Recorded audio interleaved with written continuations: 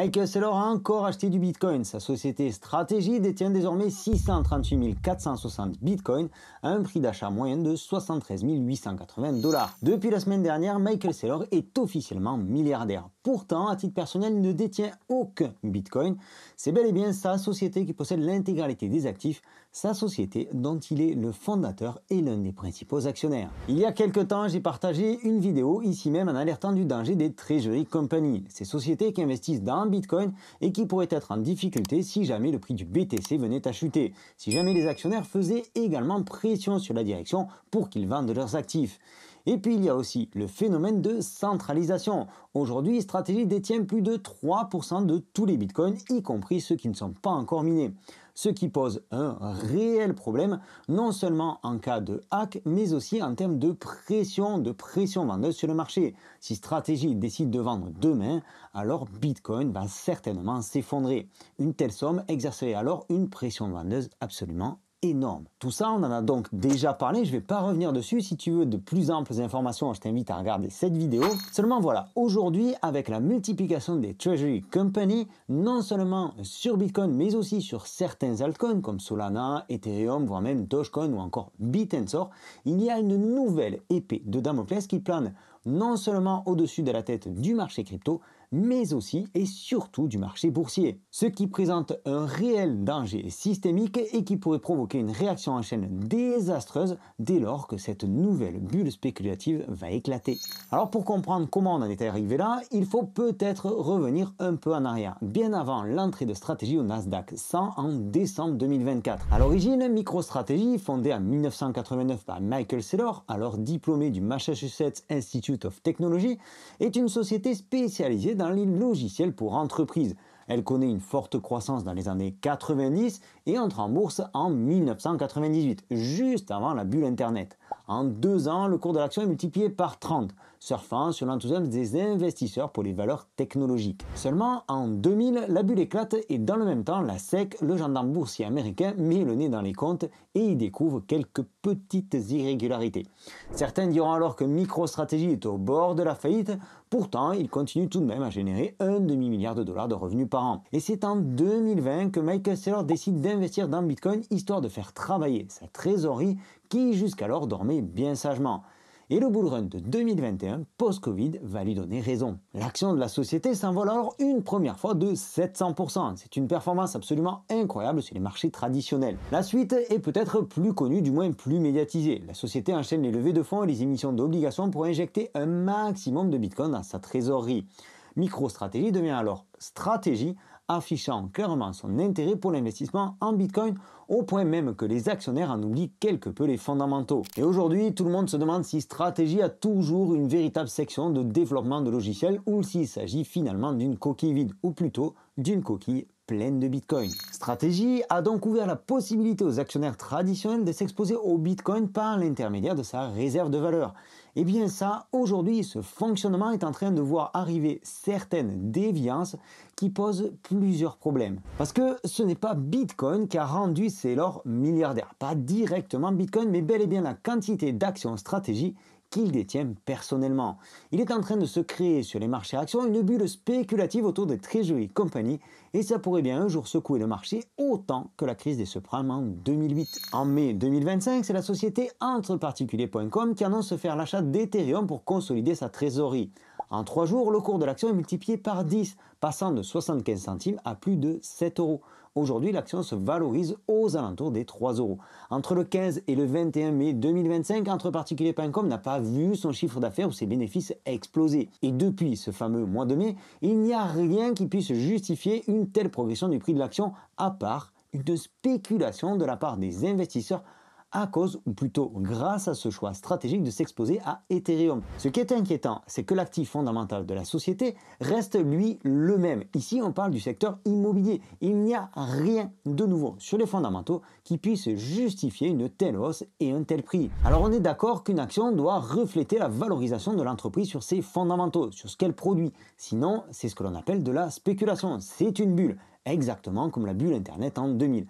Alors imagine demain ce qui se passerait si jamais Ethereum venait à chuter lourdement. Bon, dans tout ça, il y a quand même des bons côtés à ce genre de situation. Si on réfléchit long terme et qu'on mise sur les bons chevaux, Avoir de la crypto dans sa trésorerie, c'est une bonne chose pour se prémunir contre l'inflation. Les bons chevaux, c'est pour moi Bitcoin et uniquement Bitcoin. Pour tous les autres altcoins, il n'y a absolument aucune certitude à long terme. Cependant, un autre point positif, c'est que ça donne aussi une nouvelle visibilité, ce qui fait également monter le prix de l'action. Et ce sont les actionnaires, justement, qui sont bien contents de cette situation.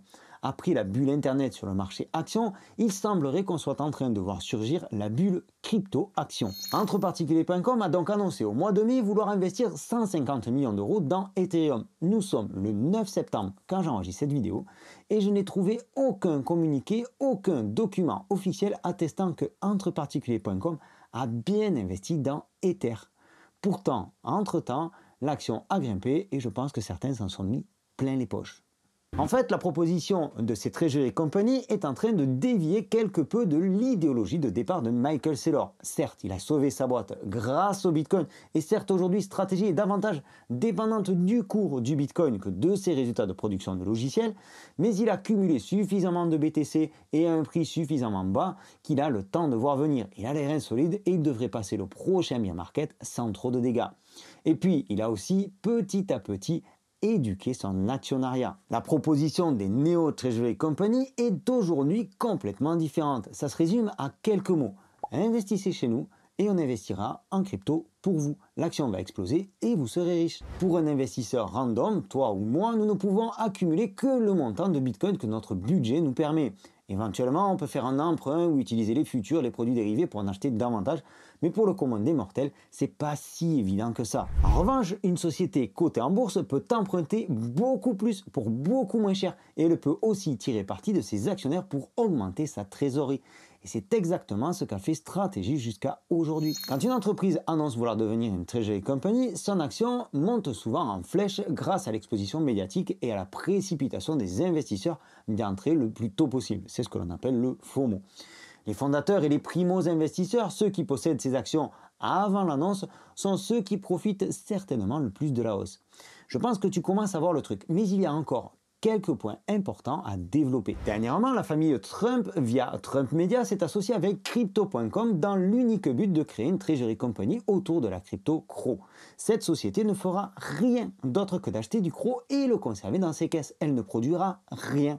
Et cette annonce a fait exploser le cours du CRO. À chaque annonce, on a donc des actions ou des cryptos bien ciblés qui explosent pour le plus grand bonheur des investisseurs, enfin plutôt de ceux qui étaient déjà dedans. Pour Bitcoin, c'est un peu différent. Il est déjà suffisamment gros pour ne pas être trop influencé par ce genre d'annonce. Je reviendrai un petit peu plus loin sur cet aspect-là et voir comment nous aussi on peut essayer d'en profiter.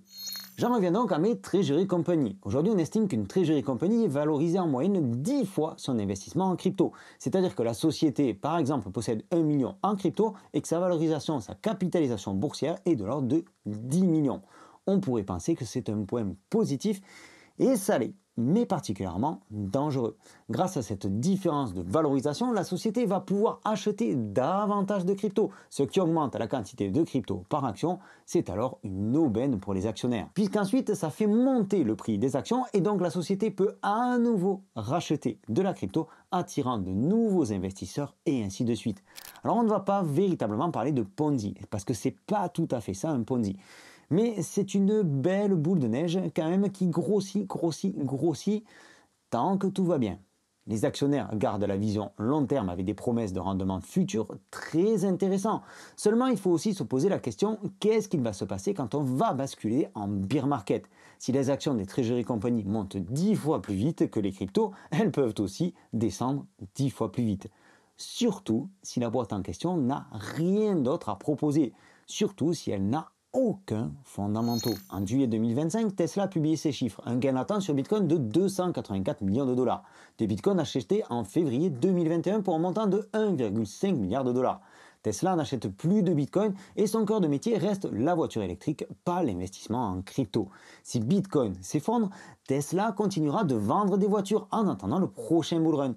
Tu vois peut-être la différence, ici Tesla fait partie de ces treasury companies ancienne génération. Le paradoxe pour les actionnaires des néo-treasury companies, c'est qu'ils pourraient voir leurs actions tomber à zéro, même si Bitcoin ou Bitensor ou Ethereum ou Solana ou je ne sais quel autre altcoin ne tombent pas aussi bas. Si leurs actifs crypto chutent lourdement, ces sociétés pourraient tout simplement fermer, laissant les actionnaires sur la paille. Alors peut-être pas tous les actionnaires, parce qu'il y en a bien qui auront entre-temps profité du pic spéculatif pour vendre une bonne partie de leurs actions. Entreparticulier.com qui est dans l'immobilier et qui veut miser sur Ethereum, Vivo Power qui est dans les énergies renouvelables et qui veut investir dans XRP, Kindly MD dans le secteur de la santé qui mise sur Bitcoin, Sharplink qui est dans le gaming côté au Nasdaq et qui mise sur Ethereum, CleanCore Solutions qui vend des aspirateurs et qui investit sur Dogecoin, Sirius Media, groupe spécialisé dans la production audiovisuelle qui va diversifier ses investissements en Tao, Bitensor. Alors est-ce qu'on peut m'expliquer, en dehors de la spéculation, qu'est-ce que toutes ces sociétés viennent faire dans la crypto? À mon sens, rien d'autre que de faire exploser la valorisation de leur entreprise, faire exploser le cours de leur action et goinfrer les actionnaires comme les mouettes de Palavas après le passage d'un bus de japonais chez le marchand de churros. Au final, tout ça pose deux problèmes majeurs. La plupart du temps, ces compagnies s'exposent à de grosses cryptos, Bitcoin, Ethereum ou encore Solana le plus souvent. Mais il y a une espèce de course à l'échalote qui se met en place à celui qui ira chercher la crypto-pépite qui va exploser et entraîner le prix de ses actions to the moon, comme par exemple avec Tao. Quelle idée d'investir la trésorerie de sa boîte dans Tao? Et si jamais Tao ne performe pas, si la narrative de l'intelligence artificielle s'essouffle, si jamais Tao ne tient pas ses promesses, il va se passer quoi? L'exposition de ces boîtes devient de plus en plus dangereuse.